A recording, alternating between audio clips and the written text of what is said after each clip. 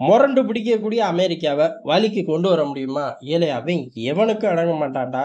அவன எப்படி வழிக்கு கொண்டு வரது அப்படின்னு கேட்டா, அந்த வேலைய தான் இந்தியா பார்த்திருக்கு. அதத்தான் நம்ம விரிவா பார்க்க போறோம். அன்னை அமெரிக்காவையா? ஆமா. சத்தியமா அன்னை அமெரிக்காவ தான் நம்ம வலைக்குள்ள கொண்டு வரப்போறோம். வாய்ப்பே கிடையாது அப்படின்னாலும், வாய்ப்புகள உருவாக்கிட்டோம். இனி அமெரிக்கா வந்து ஏறக்குறைய அனுசரிச்சு தான் போணும். எந்த அளவுக்கு அப்டின்னா, பைடன் என்ன சொன்னாரு ஒரு காலகட்டத்தில, வாங்கவே கூடாது. ரஷ்யா கச்சா எண்ணெய மோந்து கூட பாத்துறாத" அப்டின்னாரு. கடைசில என்ன சொன்னாரு, "இந்தியா மக்கள் தொகை ஜாஸ்தி. இந்தியாவுக்கு ஸ்ட்ராட்டஜிக்கா நெறைய விவகாரங்கள் ஓடிக்கிட்டு இருக்கு. அதனால இந்தியா நலன் சார்ந்து பயணிக்கும். அதுல எந்த தப்பும் கிடையாது" அப்டின்னாரு. யாரு? பைடனே. பைடன் பதவி ஏத்தப்ப புது மாப்பிள்ளை மாரி தான் முறுக்கிக்கிட்டு திரிஞ்சாரு. ஆனா, அடுத்த வழிக்கு வரலையா? அதே மாரி தான் இப்போ ஒரு சூழ்நிலை. எல்லாம் கரெக்ட்டு தான். எதுல அப்படிங்கிறது விஷயம் இருக்கு. காரணம் அமெரிக்கா இப்படிலாம் பணிஞ்சு வந்தாலும் முக்கியமான சில விஷயத்துல, "டேய் போடா! இப்ப உள்ள அரசாங்கம் இருக்கிற வரையும் தானடா இந்த சேட்டை. இருடா" அப்படின்னு சொல்லி எது வலுவோ அதையே பலவீனமாக்கி விட்டுருவாய்ங்க. அதனால என்ன மாரி விஷயங்கள்ல இந்தியா அமெரிக்காவ வழிக்கு கொண்டு வருது அப்படின்னு தெரிஞ்சிருச்சுன்னா, ஓரளவு உண்டு, இல்லைன்னு சொல்லிறலாம். ஆனா நான் சொன்னோனயே எல்லாரும் சொல்லிருவீங்க. உங்க வீட்லயே கற்பூரத்த ஏத்தி சத்தியம் பண்ணிருவீங்க. இல்ல இது லாய்க்கே படாதுன்னு. ஆனா லாய்க்கு பட்டுருச்சு. அப்படி எந்த விஷயத்துல அமெரிக்காவ இந்தியா வளச்சு கொண்டு வர ட்ரை பண்ணுது அப்புட்ன்னா, டிஃபென்ஸ் தான். இந்நேர சூடத்த பொருத்தி சத்தியம் பண்ணியிருப்பீங்க. காரணம் டிஃபென்ஸ்ல அவன் விட்டே குடுக்க மாட்டான். அவனுக்கு நல்லா தெரியும். டாலரு, டிஃபென்ஸும் ஒரே அளவு மைலேஜ்ன்னு. அத எப்படி விட்டுக் குடுப்பான்? சத்தியமா விட்டுக் குடுக்க மாட்டான். ஆனா காலத்துக்கு ஏற்ப அன்னை அமெரிக்கா வளைஞ்சு குடுக்கும். இத இந்தியா ஸ்மெல் பண்ணிருச்சு. அந்த இடத்துல மிதிக்குது. வண்டி ஸ்டார்ட் ஆயே தீரும். ஏன் அப்டின்னா, அமெரிக்கா சப்மரைன் டெக்னாலஜிய ஆஸ்திரேலியாவுக்கு தரேன்னு சொன்னதுல இருந்து தான், இந்தியா உள்ளுக்குள்ள இந்த வேலைய ரொம்ப தீவிரமா ஆரம்பிச்சது. காரணம் என்ன அப்டின்னா, கூட்டாளிகள் யாரா இருந்தாலும் இந்த சப்மரைன் டெக்னாலஜிய மட்டும் தொடவே விட மாட்டாய்ங்க. வேடிக்கை பார்க்க கூட முடியாது. ஏன் அப்புட்ன்னா, ஒவ்வொரு காலகட்டங்கள்லயும் ஒவ்வொரு ஆயுதம் மைலேஜ் எடுக்கும் அப்படின்னு நம்மளே விரிவா பார்த்திருக்கோம். எல்லா காலகட்டங்கள்லயும் கண்டுபிடிச்சதுலருந்து இன்னைக்கு வரையும் ஒரு மாயாவி. யாருன்னு பார்த்தா சப்மரைன்கள் தான். காரணம் என்ன? எங்கிட்டு போறான், வரான்னு தெரியாது. பக்கத்துல இருந்து லான்ச்ச தட்டி விட்டான்னா ஜோலி முடிஞ்சுச்சு. தூரமா இருந்து லான்ச்ச தட்டி விட்டாலும் ஜோலி முடிஞ்சுச்சு. லான்ச் ரெடியா இருக்கா, இல்லையான்னு சேட்டலைட்டால கூட ஸ்மெல் பண்ண முடியாது. இது ஒண்ணு போதாதா? இவன் தான் மாயாவிக்கெல்லாம் அண்ணன் அப்படின்னு நமக்கு தோண ஆரம்பிச்சுரும். அந்த மாரி ஒரு விவகாரம். இதுல கண்டுபிடிக்க முடியாத டெக்னாலஜி அப்படின்னு அப்கிரேட் பண்ணிக்கிட்டே இருக்காய்ங்க. டீசல்ல இருந்து நியூக்ளியருக்கு உள்ள போக இந்த மாரி மாறிக்கிட்டே இருக்கு. அப்படி டெக்னாலஜிய உருவாக்கும்போது, இப்ப ஏறக்குறைய 2, 3 பிளேயர்கள் பெரிய ஆட்களா இருப்பாய்ங்க. எல்லா விஷயத்துலயும். டிஃபரன்ஸ் ஜாஸ்தியா இருக்கும். அமெரிக்கா, ரஷ்யா அதே மாரி ஜப்பான எடுத்துக்கலாம் இந்த விவகாரங்கள்ல. இல்ல டேய் என்னையும் எடுத்துக்கங்கடா. நான் உங்களுக்கு இதுல நெறைய தர்றேன்னு இருக்கேன் அப்படின்னு பிரான்ஸ் வரும். அதனால பிரான்ஸையும் எடுத்துக்கலாம். இப்படி பெரும் செல்வாக்கா இருக்கக்கூடிய இண்டஸ்ட்ரியில முடிசூடா மன்னன் எப்படி குண்டு வீச்சு விமானங்கள்ல ரஷ்யாவும், அமெரிக்காவும் வச்சு படம் காட்டிக்கிட்டு இருக்கும்போது, டக்குனு அதோட அப்கிரேட் வெர்ஷன உருவாக்கி கொண்டு வந்து வச்சு மிரட்டிக்கிட்டு இருக்கு அமெரிக்கா. அதுக்கும் மேல மைலேஜ் எடுக்கக்கூடியது தான் சப்மரைன். அந்த டெக்னாலஜி ஆஸ்திரேலியாக்கு தரேன்னு சொன்னதுக்கு முழு காரணம் என்ன அப்டின்னா, சீனாவ தூக்கி போட்டு மிதிக்க தான். சீனாவ தூக்கி போட்டு மிதிக்கணும் அப்டின்னா, நெறைய காச பம்ப் பண்ணணும். அப்டி நெறைய காச அமெரிக்கா மட்டும் பம்ப் பண்ணுமா அப்டின்னு கேட்டா, அவன் கூட்டணி உருவாக்குறதே ரூ. 100ல ஒரு ரூ. 20 கூட்டணி தலையில தூக்கி போட தானே! ஆனா சீனாவுக்கு எதிரா இது பத்தாது அப்படின்னு அமெரிக்கா முடிவு பண்ணனால தான், நேட்டோலலாம் எந்த டெக்னாலஜி ஷேரிங்க்கும் தலைவன் போல. ஆனா இந்த பக்கம் ரவுண்ட் அடிக்கும்போது நம்ம போய் தான் ஆகணும். அப்பதான் ரூ. 20 போட்டா மட்டும் பத்தாது. சில ப்ராடக்ட்ட நீயே தயாரிடா அப்படின்னு சொல்லி மொத்த செலவையும் அவன் தலையில போடணும். இந்த மாரி பல காரணங்கள் அன்றைய காலங்கள்ல விரிவா பார்த்திருக்கோம்.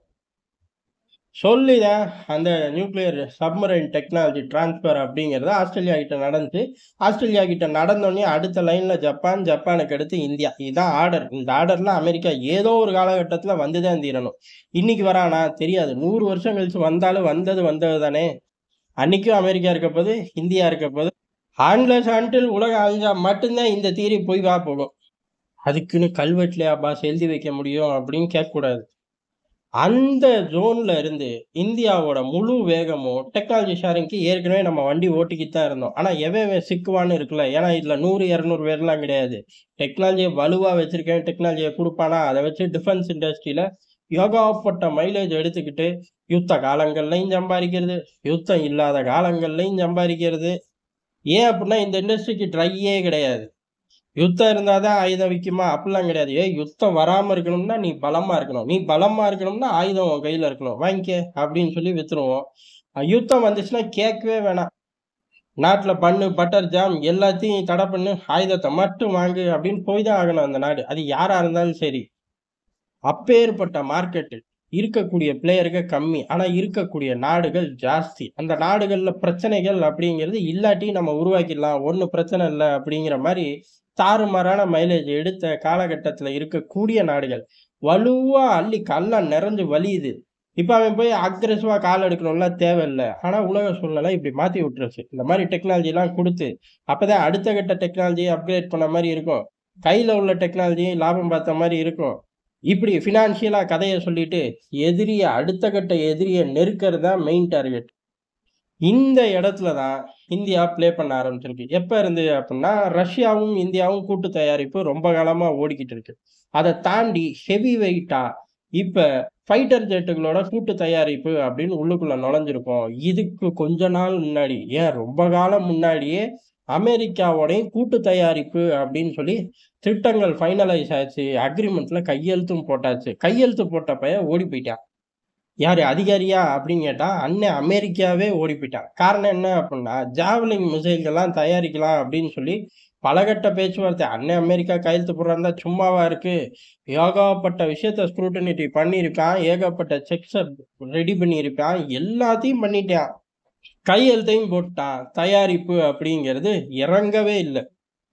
ஏன்? உக்ரைன் யுத்தத்துல அந்த மிசைல் எடுத்த மைலேஜ் அந்த லெவல். அதுலருந்து பின்வாங்கிட்டானான்னு கேட்டா, அதுவும் ஒரு காரணம்.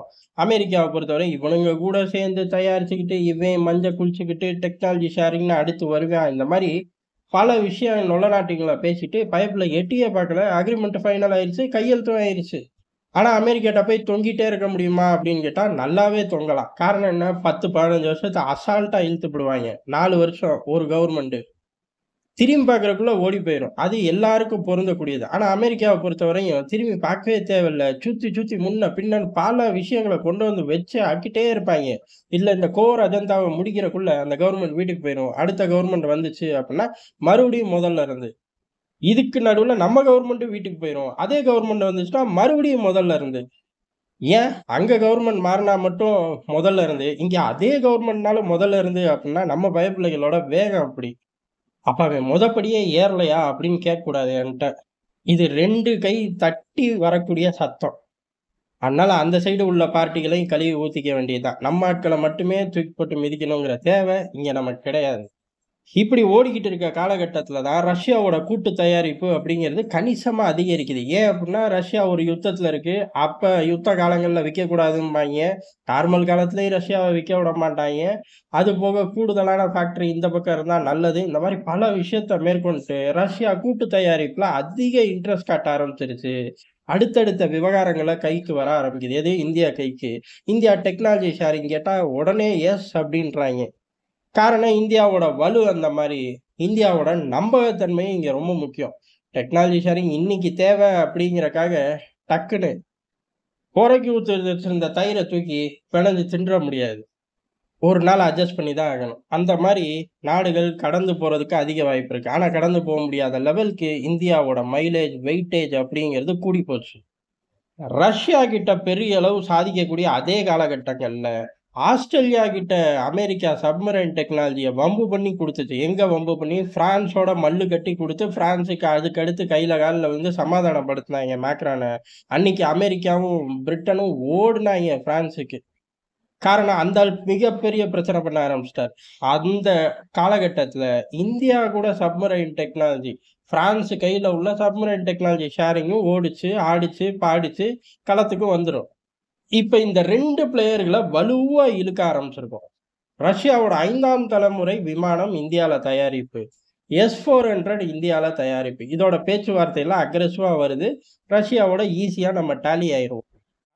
ரஃபேல் விமானங்களை தயாரிக்க போறோம். என்டையர் யூனிட்டையா இப்ப பகுதியா ஆரம்பிக்கிறோம். அடுத்து என்டையர் யூனிட் வந்துற போது இந்தியாலயே இது தயாரிக்க மிகப்பெரிய ஒரு டீல். காரணம் என்ன அப்படின்னா, ரஷ்யாவும் இவனும் நண்பன்டா போங்கடா. தோஸ்திக்கின்னு பாடிக்கிட்டு இருந்த பயிலுக தானடா. பல நூற்றாண்டுகளா, பல நூற்றாண்டாவாடா, அரை நூற்றாண்டா. ஆமா, இப்ப அதுக்கு என்னங்கிற? இதோ பாரு, பிரான்ஸோடயும் டீல் பேசிட்டோம் அப்படின்னு சொல்லி, அதுவும் மாசத்துக்கு 2 அடிச்சுக்கவே முடியாது. பறக்கக்கூடிய எல்லா ரஃபேல்லையும் இந்திய தயாரிப்பு. இந்தியாவுல தயாரிப்புன்னு சொல்லுன்னு கரெக்ஷன் பண்ணுவாய்ங்க எதிரிக. அத பத்தி நம்ம கண்டுக்க வேண்டாம். இப்படி 2 கீ பிளேயர்கள் டிஃபென்ஸ் ரீதியாவும் சரி, உலக வட்டாரத்திலயும் சரி, பெரிய ஆட்கள தூக்கி இந்தியாவுக்குள்ள லாக் பண்ணி வச்சுட்டோம். இப்ப ஜாவலின்ல நீ மொரண்டு புடி தம்பி அப்படின்னு கேட்டா, ஏன்டா நான் மொரண்டெல்லாம் பிடிக்க மாட்டேன்டா. எப்பவும் மாரி என்னைய அண்ணனே கூப்பிடுங்களேன்டா ப்ளீஸ் அப்படின்னு சொல்லி அமெரிக்காவே நம்மகிட்ட கெஞ்சி தான் ஆகணும். டீல குடுத்து தான் ஆகணும். போட்ட கையெழுத்த நான் குடுத்த ப்ராமிஸ காப்பாத்துறதுல வல்லவன் தெரியுமா அப்படின்னு பொய் சொல்லிட்டாச்சு. வந்து சீக்கிரமே அனுசரணையா பயணிச்சு தான் ஆகணும். இப்படி அனுசரணையா எவ்வளோ காலத்துக்கு பயணிக்க முடியும்?